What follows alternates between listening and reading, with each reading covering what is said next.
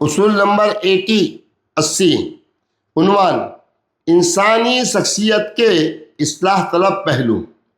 آیت اعوذ باللہ من الشیطان الرجیم بسم اللہ الرحمن الرحیم لِكَيْ لَا تَأْسَوْا عَلَى مَا فَاتَكُمْ وَلَا تَفْرَحُوا بِمَا آتَاكُمْ وَاللَّهُ لَا يُحِبُّ كُلَّ مُخْتَالٍ فَخُورٍ۔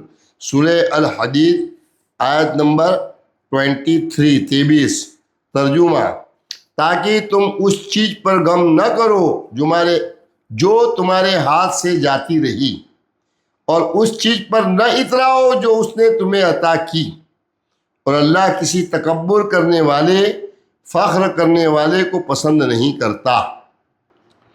اصول: اس آیت میں اللہ تعالیٰ نے انسانی فطرت دو کلیدی اصلاح طلب پہلوؤں کی طرف رہنمائی فرمائی ہے۔ غور کیجئے، ان دو پہلوؤں کے علاوہ جتنے اصلاح طلب پہلو ہو سکتے ہیں وہ انہی دو کے ضمنی اور ذیلی پہلو ہیں۔ اساسی پہلو یہی دو ہیں۔ ایک، جو چیز ہاتھ سے جاتی رہے اس کے غم میں خود کو نہ کھولو، تقدیر کے امور کو مد نظر رکھو، اپنی کوشش کے سقم کو مد نظر رکھو۔ تم عبد محکوم ہو، ضروری نہیں کہ تمہارے ہر خواہش پوری کی جائے۔ اپنی اس حیثیت کو مد نظر رکھو اور مطلوبہ چیز کے حصول میں ناکامی کے باوجود فطرت اور سوچ کو درست سمت پر رکھو۔ دو، جو حاصل ہو گیا اس کو اپنی محنت کا ثمر مت قرار دو، اپنی حسن تدبیر کا نتیجہ مت سمجھو، اپنے پلاننگ کی کامیابی مت سمجھو، بلکہ اللہ تعالیٰ کی عطا اور اس کی مہربانی سمجھو۔ انہی دو پہلوؤں کا قرآن مجید نے اور بھی کئی مقامات پر قابل اصلاح قرار دیا ہے۔ پھر جب انسان کو کوئی تکلیف پہنچتی ہے تو ہمیں پکارتا ہے، پھر جب ہم اسے اپنی طرف سے کوئی نعمت بخش دیتے ہیں تو کہنے لگتا ہے کہ یہ نعمت تو مجھے میرے علم و تدبیر کی بنا پر ملی ہے، بلکہ یہ آزمائش ہے، مگر ان میں سے اکثر لوگ نہیں جانتے۔ فی الواقع یہ باتیں وہ لوگ بھی کیا کرتے تھے جو ان سے پہلے تھے، سو جو کچھ کماتے رہے ان کے کسی کام نہ آ سکا۔ یہ سورہ زمر کی آیت نمبر 49-50 کا ترجمہ ہے۔ یہ دو پہلو ایسے ہیں جو انسان کی فطرت میں سب سے زیادہ اصلاح طلب ہیں۔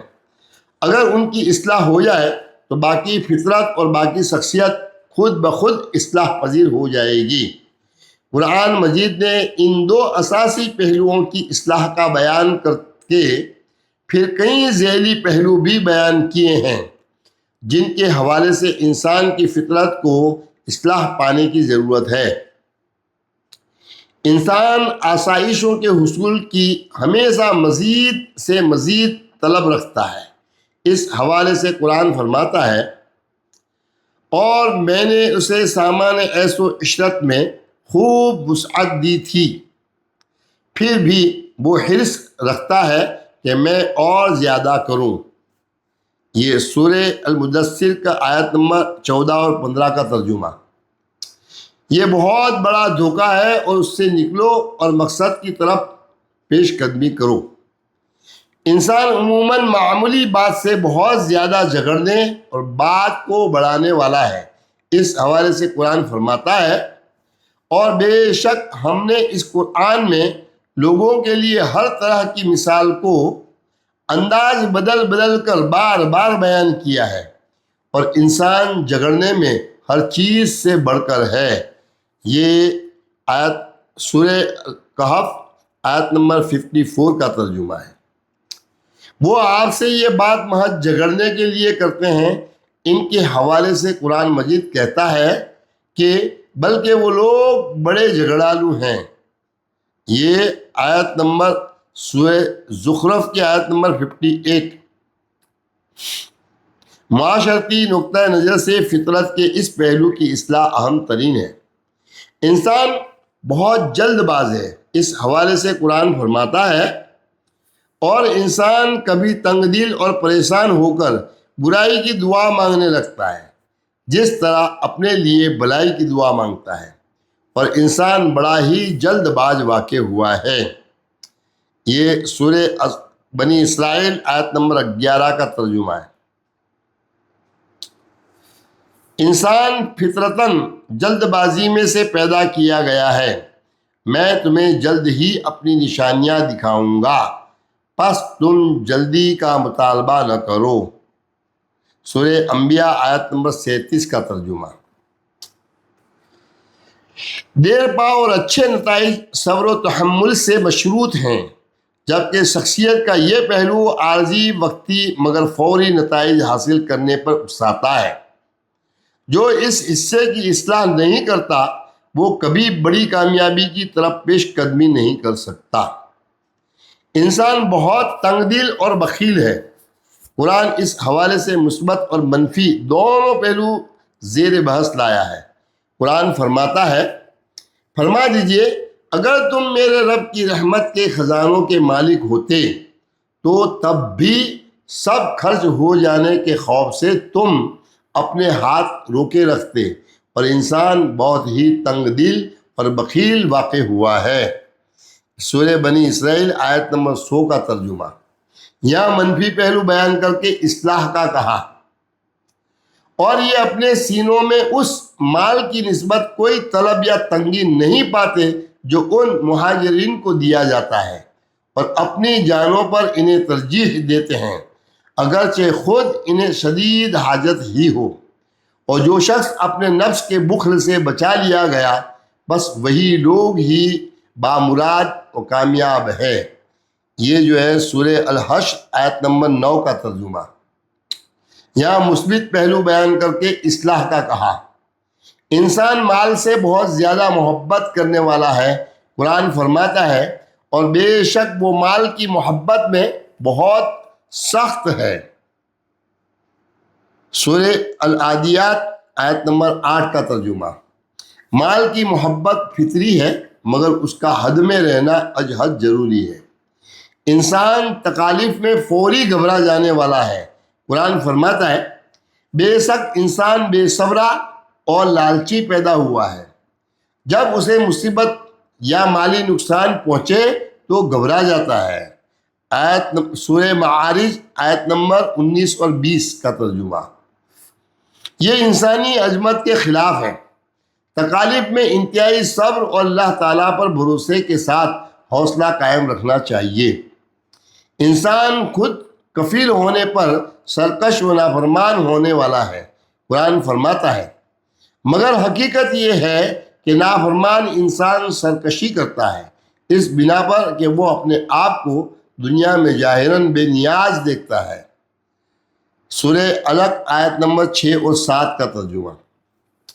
انسان ظاہری کامیابی اور آسائشیں حاصل ہونے کے بعد اپنی حقیقت کو بھلا دینے والا ہے۔ قرآن فرماتا ہے، پھر جب انہوں نے اس نصیحت کو فراموش کر دیا جو ان سے کی گئی تھی تو ہم نے انہیں اپنے انجام تک پہنچانے کے لیے ان پر ہر چیز کی فراوانی کے دروازے کھول دیے، یہاں تک کہ جب وہ ان چیزوں کی لذتوں اور راحتوں سے خوب خوش ہو کر مدہوش ہو گئے جو انہیں دی گئی تھی، تو ہم نے اچانک انہیں عذاب میں پکڑ لیا تو اس وقت وہ مایوس ہو کر رہ گئے۔ سورہ الانعام آیت نمبر 44 کا ترجمہ۔ انسان اپنی تمام تر بدعملی کے باوجود رحمت و عنایت الہیہ کو اپنا حق سمجھتا ہے۔ قرآن فرماتا ہے، وہ کہنے لگا، میں یہ مال معاشرے اور عوام پر کیوں خرچ کروں؟ مجھے تو یہ مال صرف اس کسبی علم و ہنر کی بنا پر دیا گیا ہے جو میرے پاس ہے۔ کیا اسے یہ معلوم نہ تھا کہ اللہ نے واقعتاً اس سے پہلے بہت سی ایسی قوموں کو ہلاک کر دیا تھا جو طاقت میں اس سے کہیں زیادہ سخت تھیں؟ اور مال و دولت اور افرادی قوت کے جمع کرنے میں کہیں زیادہ آگے تھی، اور بوقت ہلاکت مجرموں سے ان کے گناہوں کے بارے میں مزید تحقیق یا کوئی عذر اور سبب نہیں پوچھا جائے گا۔ سورہ القصص آیت نمبر 78 کا ترجمہ۔ انسان کی ہر آرزو پوری نہیں ہو سکتی۔ قرآن فرماتا ہے، کیا انسان کے لیے وہ سب کچھ میسر ہے جس کی وہ تمنا کرتا ہے؟ پس آخرت اور دنیا کا مالک تو اللہ ہی ہے۔ سورہ النجم 24 اور 25 کا ترجمہ۔ انسان کی فطرت کے یہ اصلاح طلب پہلو ہیں جن پر ہم میں سے ہر ایک کو کام کرنا ہے، کیونکہ بقول شاہ ولی اللہ رحمۃ اللہ علیہ، فطرت طبیعت تشکیل دیتی ہے، اور طبیعت انسان پر غیر معمولی تسلط رکھتی ہے۔ اگر فطرت اصلاح پا گئی تو شخصیت کی اصلاح کا دروازہ کھل جائے گا۔ السلام علیکم ورحمۃ اللہ وبرکاتہ۔